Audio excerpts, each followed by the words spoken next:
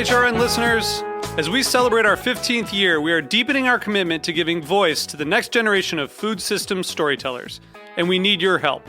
Our internship and fellowship programs help activate new possibilities for underrepresented and underestimated young people through experiential journalism, audio engineering, and production training. Through these unique programs, HRN helps food equity stewards build essential workforce readiness skills that expand their potential and foster economic mobility. Please consider supporting these critical programs. And with a minimum donation, you can be entered to win a dinner for two at an amazing restaurant in one of 8 cities and tickets to a concert at a great venue in one of those cities. We have incredible partners across the country who have donated, as they also share our passion for helping to educate the next generation of food systems storytellers. Check out heritageradionetwork.org/15 to donate and enter to win today. That's heritageradionetwork.org/15 to donate and enter to win today. And make sure you donate before March 31st. Thank you. Today's program was brought to you by Union Beer. For more information, visit greatbrewers.com. Hi, this is Joe Campanelli, the host of In the Drink. You're listening to Heritage Radio Network, broadcasting live from Bushwick, Brooklyn. If you like this program, visit heritageradionetwork.org for thousands more.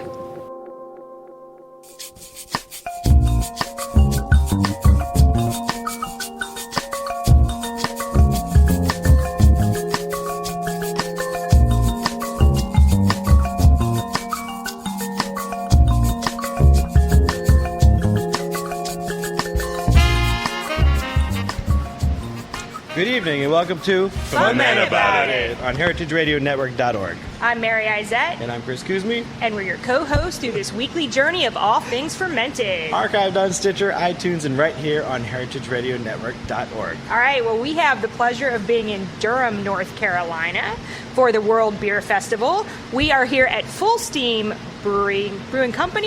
Brewery with Brian Mandeville. Hi, Brian. Hey, how are y'all doing? Good. So we've just enjoyed a flight of your beers. Two flights. A double flight. So you guys are doing some awesome stuff. So first, tell us about yourself. How did you get into brewing? So my background's a little strange. I originally went to school for political science, and I've kind of worked in a couple different fields before I found brewing. But my grandparents on both sides of the family made a lot of homemade wine and beer, so I maybe had a little more exposure to it than a lot of folks did. And kind of over the years, kind of started doing it myself. And like I said, had kind of worked in a couple of other fields, and eventually just was having both a hard time finding work and finding work that I really wanted to do. And all my friends and family said, you know, all you ever talk about and all you ever do is make beer. Maybe you should consider that. So I was fortunate enough to find a brewer who had been working in the industry for about 25 years who was willing to take me on as an apprentice. And he taught me a lot of what I know. Since then, I've gone back to school for it. And, you know, eventually found my way here. Where'd you go to school for it? I did an online course with Siebel. Okay. And it was really nice because the brewer I trained under was a really, really solid brewer, but was very much of the mentality when sometimes you'd say, like, well, why do we do it that way? He'd give you the classic, like, it works that way, so don't question it and just continue doing it. So it was nice to actually have, like, a lot of the science kind of behind it. And I think it definitely made me a much better brewer. And it's a lot easier to kind of figure out problems and things like that when you aren't just under the assumption of we do it this way because it works. Absolutely. And you came to Fullsteam in December of That's last correct. year. Awesome. So my first impression of Fullsteam is the first time both of us have been here. You guys have been open, you just celebrated your 5-year anniversary, Yeah, that's correct. right? Awesome. Congratulations. Thank you. So you guys use a lot of local ingredients. You're doing a pretty wide spectrum of beers, from Pilsners and lagers and IPAs. Smoked beers. Yeah, Belgian, high alcohol beers. How many taps do you have out there? Right now, I'm not sure. We just put on like 2 more beers, so I'm not 100% sure how many we've got, but Way over a dozen. At least 15. Yeah. Got at least 15 going. Yeah, and generally we normally have at least 12 on tap that are our beers, and normally more than that, but you can generally expect to have about 12. Awesome. So let's start by talking about, you guys use a ton of local ingredients, from sweet potatoes to local grain and hops, and also local yeast, which we'll get to later. So what's the inspiration behind using so many local ingredients? So I think there's 2 parts to that answer. One of them is that Fullsteam's mission kind of is to develop a beer that's really unique to the southeastern region, and expresses kind of the culture and heritage of this region, as well as the actual flavors of it. So that drives us to use a lot of maybe less conventional ingredients. The other thing is that one of the big kind of mindsets behind Fullsteam and what we're trying to do is create kind of this Southern beer economy is often what we call it. But basically the concept is, when you buy our beer, if we're sourcing those ingredients from other local entrepreneurs, other local farmers, you're not just giving money to us, but you're actually giving money to them. And as we do this more, these ingredients that right now seem kind of expensive and are difficult to obtain become easier and easier for us to work with and easier to get. So you kind of have this positive feedback loop where the more we do it, the easier it becomes, and the more rewarding it is. And so it's nice because it allows us to partner with a lot of local farmers and a lot of local businesses, but it really helps to make my life easier because then there's more farmers to buy from, and I'm able to source things for cheaper because they'll be able to grow more. So both kind of having that flavor element, but also kind of integrating ourselves into the economy of the region so that ideally this business is really sustainable in as many ways as it can be. Are there maltsters in North Carolina? Yeah. And are there hop growers in So, yeah, we have, right now we buy most of our local malt from Riverbend Malt House in Asheville, and they have been fantastic to work with, and they also do malted rye and malted wheat. Their malted wheat is one of my favorites. Anyway, they're really great guys, and they've been really helpful. There's a malt house that's actually hoping to open in Durham very soon. We're friends with the guy who's opening that place, and we look forward to being able to get grain from there. And what's nice about both of these people is that they're not only interested in malting the grain locally, but sourcing that grain ideally as locally as possible. And it's interesting to have that kind of one-on-one connection with your malt house. I think after brewing for so long, working with like really large malt houses, as a smaller brewer, you get kind of lost in the system. So to have that kind of direct connection is really nice. So if there's some sort of minor change in what's going on with the malt, you find out about it very quickly. And they're also, when it comes time to like figure out new products that they want to do or a new direction to take the malt house, they come to you first, which is really rewarding. That's awesome. Oh, definitely, yeah. So let's talk about, sweet potato lager.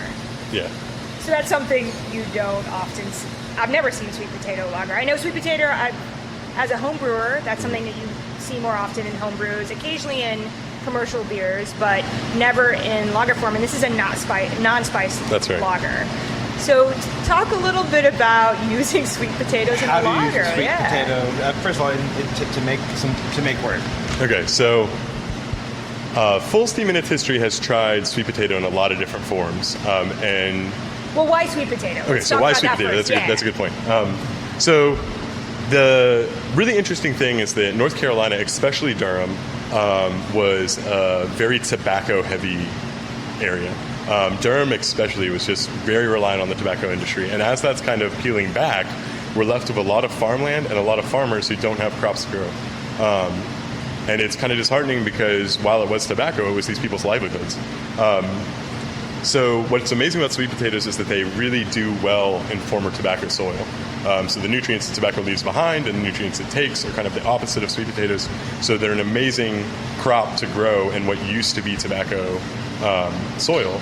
And as a result, that makes it a really prime crop to grow in North Carolina. And as a result, it just makes a lot of sense to kind of work with this ingredient that's really widely available and in a great abundance, and something that farmers can grow sustainably here. So figuring out kind of from that direction, okay, this is an amazing ingredient, how do we integrate this into a beer? And the first thing that I think came about in forming that beer was that it was clear we didn't want to do a spiced beer and really wanted to brew something that kind of reflected what sweet potatoes really are, which is kind of rich and earthy. And I think one of the challenges with that beer is that when people think of sweet potatoes, they think of like brown sugar and butter. Right. That sweet, Thanksgiving dessert. Exactly. Yeah. Often covered with marshmallows in the South. Yeah. And I think that has been one of the challenges for Carver, which is the name of that beer, that I think people are looking for cinnamon and brown sugar and butter, and they get something that's very different. So the base of that beer is very similar to like a Marzen, this kind of light, semi-sweet, orange in hue beer, and it's a lager. But we brew it with sweet potatoes, and it adds this really great tone of kind of earthy, kind of almost nutty flavors. Because the thing about the sweet potato is we actually work with it primarily in the mash, and as a result, in the same way that we're able to take the carbohydrates and grain and move those into simple sugars and then ferment them, we can do the same thing with sweet potato. And as a result, most of the sugar in the sweet potato is fermented out, and that just becomes part of the sugar that we're getting to make the beer. So what you're left with is this really kind of nutty, earthy, kind of rich flavor that I think provides this really great undertone to kind of classic lager style. And it has a really beautiful body to it, Yeah. too, whether it's perceptive or not from that, because most of it's being fermented out. It might be the Marzen base, but it has a very full, creamy body to it. It does. It's creamy is a good way to describe it. Yeah. And I think the other thing too, with part of the logic of that, is that I think a lot of people think sweet potatoes and they might go something a little heavier, a little darker. Right. I think partially because we're in the Southeast, wanting to stick with a style that was still really refreshing, even though it expressed these kind of more creamy and sweeter flavors, kind of led us in that direction. Yeah. And is that a year-round beer that you That guys? is a year-round beer. And actually, we just, for the first time, did it in 16-ounce cans. So that's out on the market right now. That's awesome. Very cool. Called Carver. Carver. Named for George Washington Carver, who, known for working with peanuts, also did a lot of work with sweet potatoes. So it's kind of named in honor of him. Fantastic. So I want to ask about persimmons. Okay. So because we were talking to someone who lives here out in the tasting room. Another gentleman named Brian. Yep. And so you guys do a persimmon beer, correct? That's right. It's called First Frost, which is named for, there's kind of this old expression that persimmons are ripe after the first frost of the year. And that's not necessarily true, but it's named for that, and we release the beer around that time of year. So it's actually, I think we have it on tap right now, this year's vintage. But the big release won't be until a little bit later, because we like to let it mellow for a little bit. Persimmons are, so for those who aren't familiar with persimmons, we should start there probably. Yeah. They're amazing. There's some really awesome indigenous fruit to North America that doesn't get enough love, in my opinion. And persimmons are one of them. They're a small, very kind of round, like a little orb, fruit that it has this really jam-like texture, and these really great kind of like, I wouldn't go strawberry, but like kind of these, it just reminds me a lot of jam, to be honest. Really intensely fruity, very sweet, and When it's ripe. When it's ripe. Right. And I should mention that, because when Yes. it's not ripe, it creates a sensation. It almost feels like your mouth's turning inside out. Yeah. It just immediately dries your mouth. And Yeah. It's like super chalky, kind of bitter. It's really unpleasant. I grew up with persimmons as well. Okay. So, Yeah, it's incredibly unpleasant. I think most people who grew up around them at some point experience it. But when they're ripe, they're Yeah. fantastic. And what's amazing is they grow in abundance in the Southeast, and actually in a large portion of the United States. People see them all the time and never realize that's what they're looking at. They're kind of like they're a feral tree, basically. Yeah, you got it. And not many. I don't think there's really anybody growing North America's variety commercially. Now there are like Asian persimmons Yeah. that are much bigger, have a very some almost looks like a heart structure to them, or some of them are more like a plum, but they're much bigger. And in my opinion, they don't have quite as much of the spice character that local persimmons do, which has this really great kind of. In addition to that fruitiness, this kind of spice undertone. So we brewed this beer that's a winter warmer. It has a little bit of a Belgian yeast character. This year's clocked in at 12%, so it's kind of a big, little boozy beer with this really fantastic fruity undertone and just a hint of spice from both the yeast and the persimmons. So, and where are you guys buying these persimmons? So nobody's growing them commercially. Yeah, so we actually, and with a couple of our beers we do this, we source the ingredients from foragers. So we actually we put out a bounty. This year we're paying $2 a pound for persimmons, and pretty much all of the persimmons that we use to make First Frost, we source them that way. That's very fun. Yeah. A bounty. How many pounds did you collect for this 2015 batch? Last year's total was a literal ton of persimmons, and I think we're well on our way to being close to that again this year. And it's great because it's funny because some of the people who bring them in are actually farmers who have these growing on their property. So for them, it's another stream of revenue. But for a lot of folks, I think persimmons tend to overproduce. So if you have an older tree in your yard or on your property, it's normally producing more fruit than you know what to do with. So it's a really good way to kind of utilize this amazing fruit that's only seasonally available, and do something with it that I think we can share with the community and be really proud of. I love that beer. It's fantastic. Awesome. We haven't had that yet, but we're definitely going to have it on the way out. Can you tell us a little bit how you use the persimmons? Yeah, so fruit is tricky. So the temptation a lot of times is to want to add it kind of after fermentation in order to have the flavors really kind of come through more, but wild fruit has a lot of wild microbes. So we use it kind of hot side. Some of it goes into the mash and a lot of it goes into the kettle and actually gets boiled. And before we use it, we basically turn it into this pulp and mash it up really heavily. And a lot of it just gets steeped in the kettle and kind of pulls out a lot of the flavor that way. Awesome. And then lastly, we want to talk about the beer that we're drinking now, which is called the Durham 228. So this is your first beer brewed entirely with local malt, hops, yeast, and water, all sourced within 228 miles of Durham. So we've talked about local malt a little bit, local hops, obviously water, local yeast. What are you talking about? So I think that's one of the things that I'm really excited about that we're doing here, and something that we're definitely kind of expanding upon. But the yeast in that beer was collected at Duke Gardens, which is this really great botanical garden on Duke's campus, and cultivated in-house, kind of grown up to be used for production. And now we have it banked of a commercial yeast lab, so we can have access to it whenever we need. But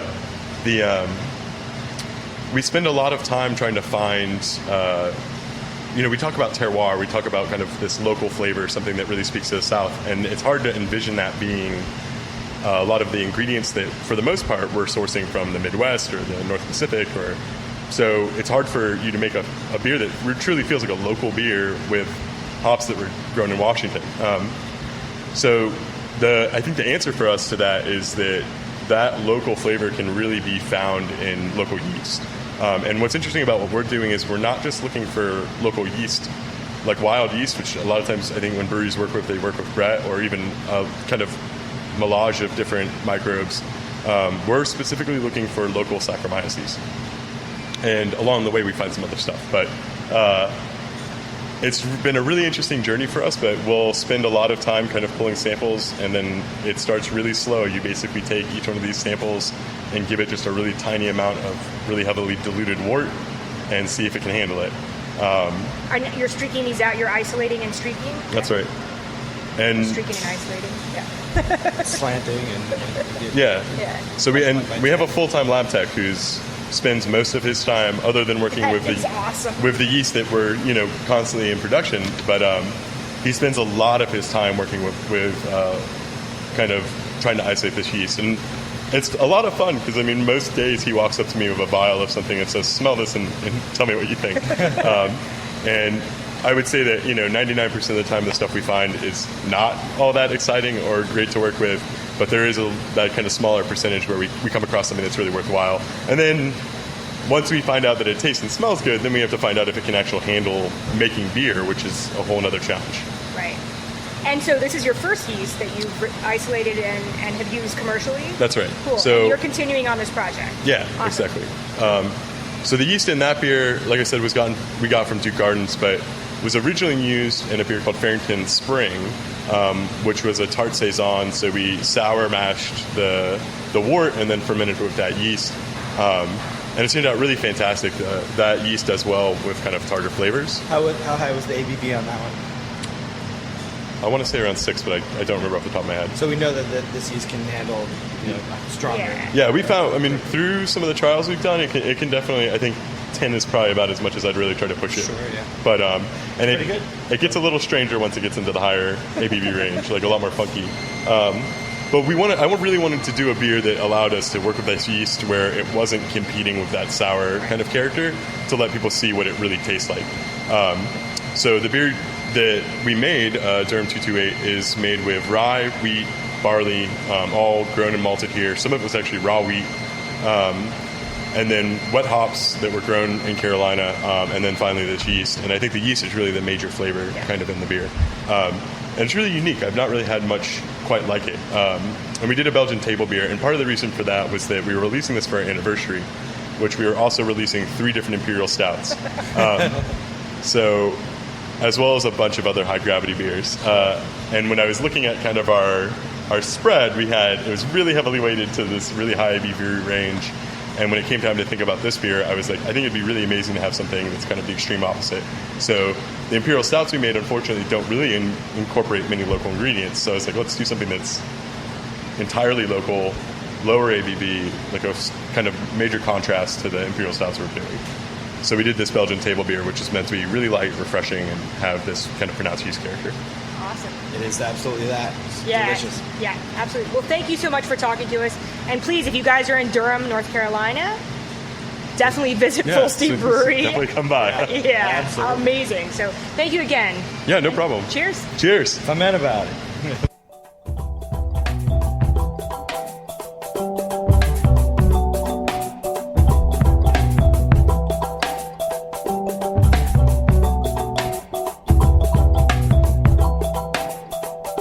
In 1996, El Knife & Son acquired Union Beer Distributors, which was originally located on Union Avenue in Brooklyn, but has since expanded to its present location alongside the English Kills Canal in Williamsburg, Brooklyn.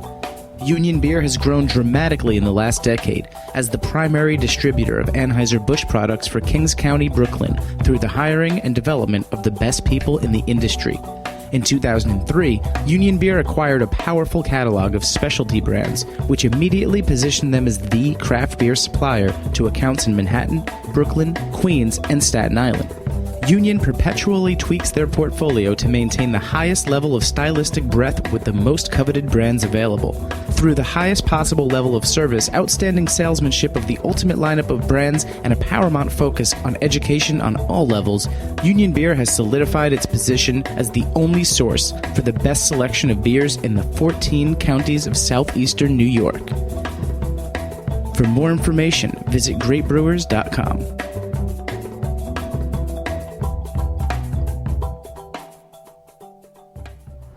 Welcome back to the 136th episode of Fuhmentaboudit. Another thanks to Brian Mandeville, head brewer at Fullsteam. For more information about Fullsteam Brewery in Durham, North Carolina, go to fullsteam.ag. So let's talk about the World Beer Fest a little bit. So it's always cool to go to another state for a beer festival because you really get a better idea of what's going on regionally and locally.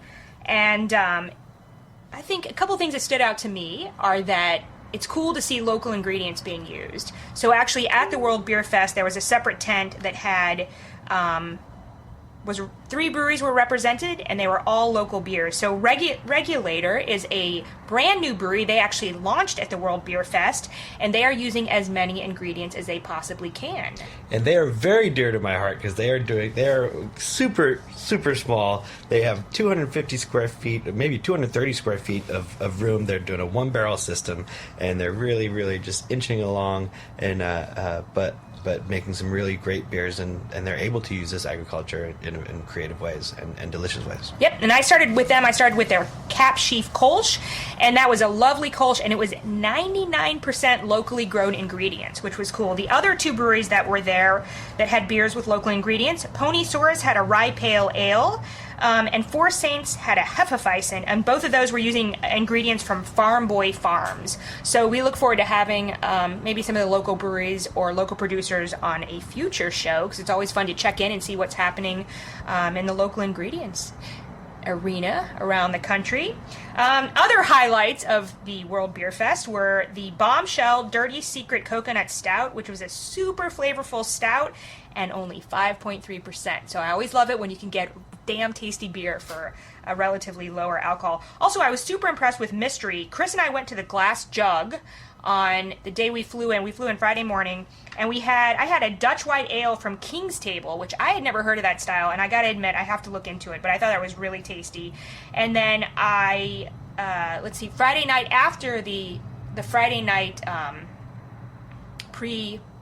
the seasonal pre-fest to the World Beer Fest, I had the King's Table Pickwick. Sorry, I'm reading my lousy handwriting. And that was a dark, mild, freaking 3.4%. Super flavorful. It was a great beer to have with my barbecue, and also to end the night after, a little bit of drinking. So Yeah, we had barbecue twice that day. The beer in Durham, North Carolina, accompanied barbecue quite well. Went to the backyard barbecue pit, which was freaking awesome, delicious, and later we went to the pit, which is right next to Fullsteam, which is pretty cranking. Absolutely. Going back to beers of the fest, I really enjoyed Lone Rider's Sweet Josie Brown Ale with orange peel out of the cask, and it was just beautiful. And before we move on from this, I got one more. Oh, I know. D9 Brewing. They had. This is the first time I think I've ever had this. A Scottish sour. I don't know how to pronounce it. Viking Frauk. How do you say that word? Fraoch. Anyway, a Scottish sour, and I really dug that, and that's a style that I have not had before. Scottish sour. Yeah, I think it was a kettled soured Scotch ale, and it really worked very nicely. Also, I got to say, it was a pleasure. So I actually spoke at the World Beer Fest, and the other two speakers were Jeff Allworth, and author and writer extraordinaire, and then John Mallett from Bell's Brewery, and it was great to both get to know those guys a little bit. Special thanks to John Hall for putting the thing together, along with Daniel Bradford and all of the crew at All About Beer. Yep. An incredible magazine and incredible festival they throw every year. Yep, definitely. Speaking of Jeff Allworth, his newest book is called Cider Made Simple, all about your new favorite drink. So I actually just picked it up the other day.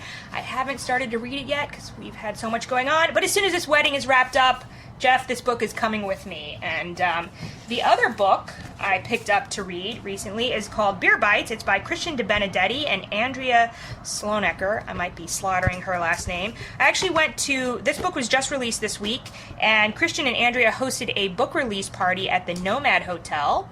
They had guest brewers. I think it was put on by in conjunction with Travel Portland, but it was super cool to have beers by Gigantic, Occidental, and the Commons Brewery, along with recipes from the book. But this book, again, I just picked it up. I haven't read it yet, but holy cow, the recipes are pretty darn amazing, and it's really nice to have. I always love reading beer pairing books anyway, but especially if they have great recipes. Sorry, we're dealing with a cat. Okay. Sorry. Okay, here's what's coming up. First of all, Ales for ALS, if you are in the New York City area. So Bitter and Esters is putting on an Ales for ALS. They have teamed up with local homebrewing club, the Brewminaries, to brew a bunch of different kind of styles of beer with the experimental HBC 438. And that is Ales for ALS is a collaboration between Loftus Ranches, YCH Hops, and then homebrewers around the country. So they've brewed up a slew of these. The event's going to be on October 29th at 6:30 p.m. Tickets are only $10, and all proceeds are going to Ales for ALS. We've said this before, but, HBC 438 is a relatively experimental hop. It is only on the market for homebrewers, so definitely ask for it at your local homebrewing store or wherever you order online. And once you use it, give them feedback. Give Hop Union and Yakima Chief feedback on what you think of the hops. They want to hear from you. Yep, and all of this goes to fund research for ALS at the same time, so it's a super cool collaboration. Also coming up is Learn to Homebrew Day on November 7th around the country and around the world. So that is put on by the American Homebrewers Association. If you are interested in homebrewing or maybe bringing a friend and learning to homebrew, there are events going on all over the country. You can go to homebrewersassociation.org to events and Learn to Homebrew Day. And then you can actually sort through by state and city, etc. Also, if you're interested in having your own, please register it, and they have the AHA has a bunch of materials that you can also use to help promote it, and they have tons of brewing tutorials. You can also get free physical copies of Zymergy and Introduction to Homebrewing. You just have to order before October 30th. Also that weekend. Lots of things are coinciding with that weekend. Actually, in New York City, Cider Week starts on November 6th. And November 6th to the 15th, all sorts of events are happening in New York City. They'll all be very fun. But if you don't and are not going to stay in town and you're not going to learn how to homebrew on November 7th, it's the 21st annual Franklin County Cider Days. I think you can remember we had an episode last year after going to it for the first time. We went to the 20th annual, and it's just an amazing, amazing time. Just cider educational events, tastings throughout the weekend. It is absolutely amazing. Go to ciderdays.org to find out information about that, and take a weekend. Go to Massachusetts because it's awesome and worth it, and incredibly affordable. Also, speaking about cider, now is the time to get your juice, especially if you live in an amazing apple growing area such as we do in the New England. I know there's lots of places around the country that you can order really good juice. If you are interested in learning more about cider, we've had several shows. I would start with episode 16. We had Chris Prout and Ben Carr. Chris Prout is now a professional beer brewer, but they made some kick-ass cider back in the day. 36, we had Chris Banker on, who is also a really good low-key cider maker. That's a really great place to start. 46, we had Drew Beecham, who's author of the Everything Hard Cider book, and that is the book I would recommend if you are starting to brew cider or to make cider, or if you want to get a little bit more into it. Drew has, great basic information, but a lot of also creative ideas and, more advanced techniques and information. And then I got to mention 121, Kevin from Easy Orchards. That was one of our latest cider episodes. And Kevin is a professional cider maker, but I'd say that's one of the most inspirational and also educational shows that we've done on cider. So I think we've mentioned this before, but we're getting married this weekend. It's Saturday. We're having It's not too late to turn back, Mary. We got our marriage license this morning, so we are ready to go. We're having a beer fest with a speed wedding in the middle. So we finally finished making all the beverages, or getting them into fermentation. So we have, just if you're wondering, since we're talking about cider, we have 5 gallons of a Nelson Sauvin dry hopped cider. And we also made 3 gallons of a tart blackberry cider. Chris made a pomegranate tea short mead. Pomegranate tea's fresh from Istanbul. My friend, thank you, Dave Sharfstein, for bringing that back for me. Yep, that's pretty awesome. And then I made a pina colada short mead, which is a riff on one of my recipes in the book, Speed Brewing. I made 3 gallons of a strawberry sema, again, a recipe from the book. And then I made a smaller batch, just under 2 gallons of a raspberry sema. I made 2 gallons of a cider and didn't do anything with it. So I'm actually it's going to be we're having this thing outdoors. It's going to be, it's fall in New York City. So we're actually going to take that and I'm going to mull it to have a warm beverage that's homemade, home fermented. And we're having a beer from every borough, which I'm super excited about. Yes. I'm also excited to use PB2. I've never used PB2, and I'm going to inoculate. I'm going to take some wort that is currently fermenting. It's an oatmeal stout, the brewer I work with, and going to hit it with PB2 after primary fermentation this week and keg it up, and I'll let you know the results later. That's what I know about that. So it'll be a peanut butter stout coming. Absolutely. So, we would love to hear from you. We do run into people, especially here in New York City, that listen to our show. But if you guys have a topic that you would like us to cover on the show, or guests, please reach out to us. You can reach out to us on Twitter at Fuhmentaboudit. How do you spell that? Fuhmentaboudit. Well done. We also have a Facebook page, and you can email us at fuhmentaboudit@gmail.com. We're also interested, is there somebody that you want us to have on? We would like to hear from you. How are we doing? That's it. I had a couple other things to talk about, but I think I'll wait until next week.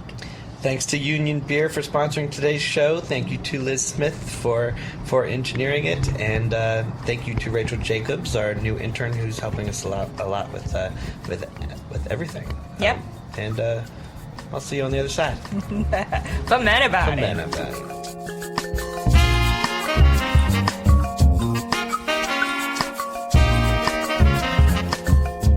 Thanks for listening to this program on heritageradionetwork.org.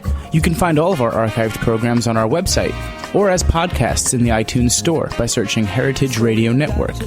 You can like us on Facebook and follow us on Twitter at heritage_radio. You can email us questions at any time at info@heritageradionetwork.org. Heritage Radio Network is a non-profit organization. To donate and become a member, visit our website today. Thanks for listening.